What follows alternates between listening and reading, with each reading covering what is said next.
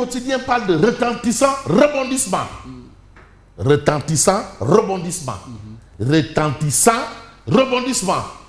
En vue dans l'affaire Ndiagasek. On parle encore de l'affaire Ndiagasek. Lui, il dit Ndanan là. Qui sont ces grosses pointures dans la ligne de mire? C'est un point d'interrogation. En réalité, on n'a pas fermé ce qu'on a ouvert ici. Dans l'affaire Ndiagasek, on n'a pas fermé ce qui a été ouvert. Alors, qui sont ces grosses pointures dans la ligne de mire? Il faudrait que les choses soient claires. Fabrice. Et même si c'est toléré. C'est toléré. Billahi. am naa njàpp te mu ngi koy yàq. waaw non tribune moo yàq sama njàpp. il faut que il faut ma liggéey man duma ci wax. non wax ma am njàpp. tribune moo yàq sama tribune yàq sama njàpp walaay dama am njàpp quoi mais xam nga liggéey bi aussi parfois. nécessité fait loi. waaw day yàq sa njàpp quoi. non je vais faire après la grande ablution après. waaw je vais aller faire une grande ablution.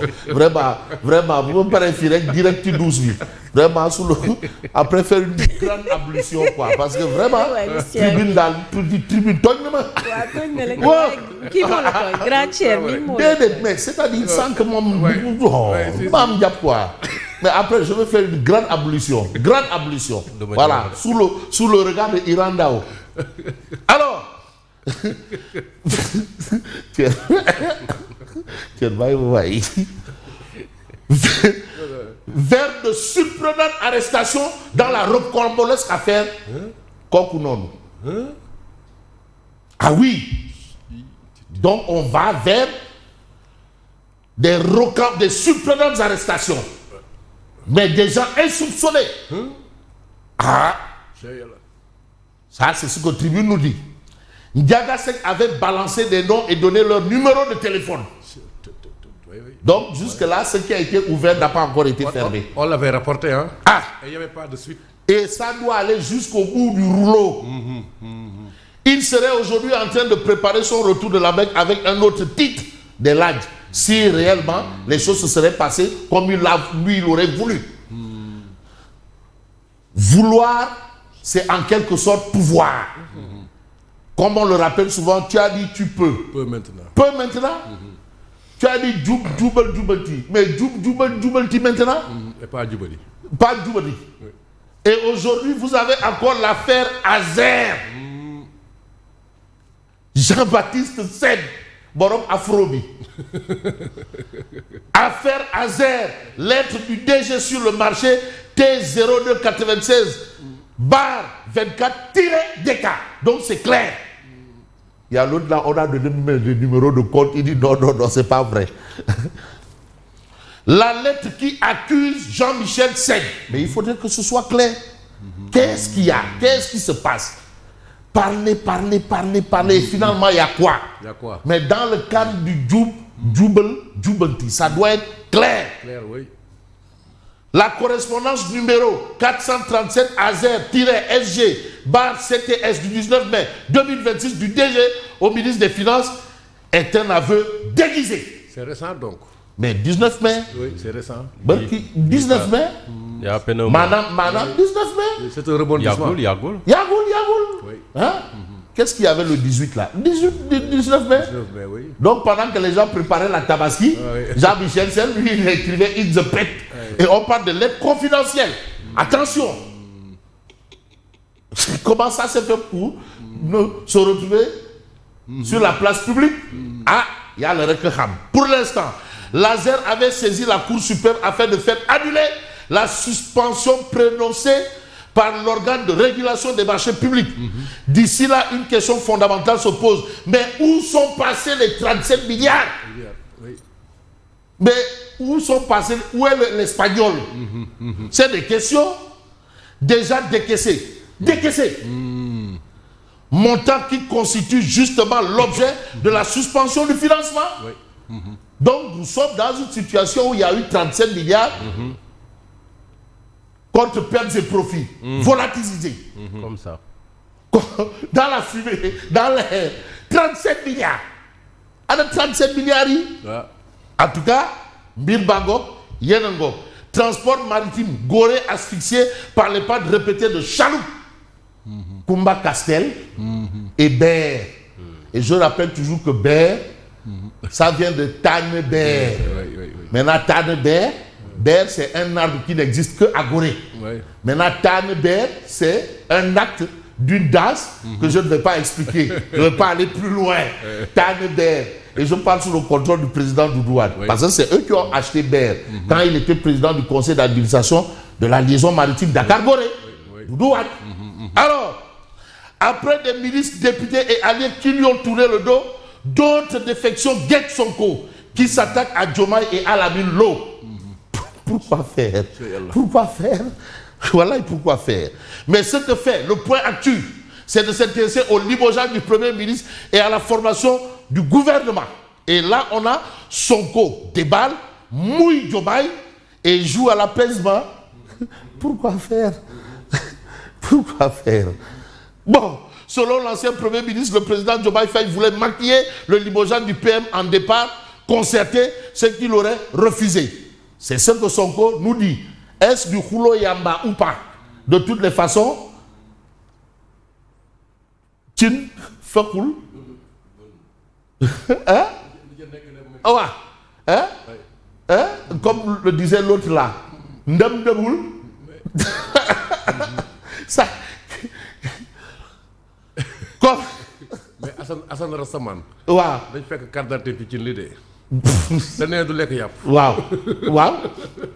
Conférence de presse de Sonko. Beaucoup de DGPCA absents. Ça, c'est ce que relève le point actu ce matin.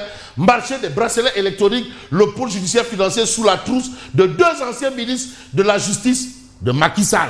Qui sont ces deux anciens ministres? Il y a les Rekham. Mais ce qu'on sait est à la une de l'Obs, pôle judiciaire financier, détail explosif sur le dossier des bracelets électroniques. Et c'est à la une de l'Obs. L'Obs parle de divorce politique consommé. Sonko balance tout et met en garde Diomaye. De quoi il s'agit? Le protocole du Cap Manuel, les dessous de son limogeage du poste de Premier ministre et la formation du nouveau gouvernement. Donc, protocole Amna. Voilà Amoun. Ah! Mais c'est un seul acteur qui a parlé, les autres, on n'a pas encore leur version. Voilà. Et il faut la version des autres. Et lui, il nous avait dit qu'il y avait des points d'entente avec Macky Sall. Wow. Et des points de désaccord. Mais c'est compliqué. Mais on l'attend sur les points d'accord et ceux de désaccord. Mais et celui qui a dit, qui a avoué avoir appelé le fils de Macky Sall. Voilà, oui. Tout ça. Lui aussi. Il Oui, dit c'est tout moi qui a pris son téléphone pour appeler le fils de Macky Sall. Tout ça là. Donc attention à la boîte de Pandore. Ah! Attention, L'effet boomerang. attention, lendemain de la formation du gouvernement Sonko, le gros déballage et les menaces contre Diomaye et le Premier ministre. Mais vous avez Madana Khan qui corrige Ousmane Sonko. Ce qui se passe n'est pas une cohabitation, mais une crise de majorité. La cohabitation est impossible structurellement au Sénégal. C'est pas possible. Oui. Mais à la crise économique, on ajoute une crise institutionnelle, on risque une nouvelle baisse de la note du Sénégal. Il y aura forcément des conséquences. Qu'on le veuille, qu'on le veuille pas. Non, c'est déjà le cas, Fabrice. Pas plus tard que la semaine dernière. En tout cas, c'est déjà le cas. Notre note avait été réorientée à la baisse la Voilà. semaine dernière. Donc ça va aller de mal en. Puis, oui. Après sa rupture avec le président, le quotidien. Sonko vide, mais ces dossiers. Est-ce que c'est tous les dossiers? Parce qu'il y a un dossier là. Il y a un dossier là. Parce que si tu veux vider, il faut vider tout. Hein? Tout. Mais tout, sauf. Il faut tout dire. Comme le disait le griot du Dougoutigui. Voilà. Ah, d'accord. C'est dossier avec. Ah, en tout cas, ces dossiers, moi, je ne l'ai pas vu avec le président là-bas. Ah bon? Ces dossiers, SES, SES, possessif, c'est pour lui. Lui-même. C'est comment encore son nom, le griot du Dougoutigui? Hein? Bachakante. Il dit, il faut tout dire. Il faut tout dire. Il faut tout dire. Il faut tout dire. Diomaye Sonko, le clash, ça c'est le titre du journal Enquête. Mais on va s'intéresser à une autre parution qui est revenue sur l'actualité. Le Témoin quotidien. Marché des 37 milliards. L'alerte tardive de Jean-Michel Sen. Donc tout ce que les gens disaient, c'est ce qu'il a fini par reconnaître. Au départ, il a refusé. On l'a même blanchi au niveau publiquement au niveau de l'Arena de Dakar. Et aujourd'hui, il revient pour dire que tout ce qui a été dit là, c'est la vérité. Mais finalement, qui prend-on pour les cadavres, qui veut prendre les enfants du bon Dieu pour des cadavres sauvages? C'est une question, hein. En tout cas, Jean-Michel, c'est toi aussi. J'attends la réaction de Thierno Alassane. Ah, mais Jean-Michel, c'est toi aussi. Ah, non.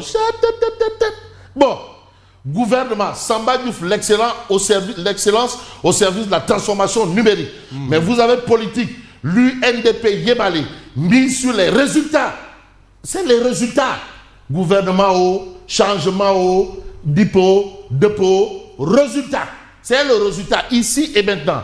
L'UNDP Yébali mise sur les résultats et fixe le cap des 900 jours. 900 jours. Il faut des résultats. Déjà, il faut partir du sous-sol, revenir à la surface et après remonter. La remontada. Et eux, ils doivent faire une remontada de la remontada. Si on comprend bien, l'UNDP Yébali du docteur Isaac Sissoko. Et dans cet ordre d'idée, vous avez également un relief quotidien qui revient sur une actualité. Dossier Azer, affaire de 37 milliards. Jean-Michel Sen renvoie la responsabilité et relance les interrogations. Interrogation pour interrogation. En relief parle de 900 jours pour le Sénégal. 900 jours. Docteur Isaac Sissoko, le temps de l'exécution a sonné. Trêve de exécution. 900 jours, le temps de l'exécution a sonné. Et c'est un membre de Diomaye président qui le dit. Donc dire que it's high time, c'est enfoncer des portes ouvertes. Grand Place parle de 37 milliards, un projet dans l'impasse. Jean-Michel Sen avoue son impuissance. Mais la puissance quand même du peuple quotidien, c'est de nous faire comprendre qu'en réalité, pas de motion dans censure, pas de démission de DG, pas d'attaque contre Diomaye. La confirmation du deal. Confirmation du deal. Ce sont donc deux gardiens de la confusion. Confusion. Oui. Et nous, on cherche des gardiens de la consécration. Voilà, c'est ça. À bon entendeur, merci et bonne continuation. Permettez-moi la rime, hein. Sion.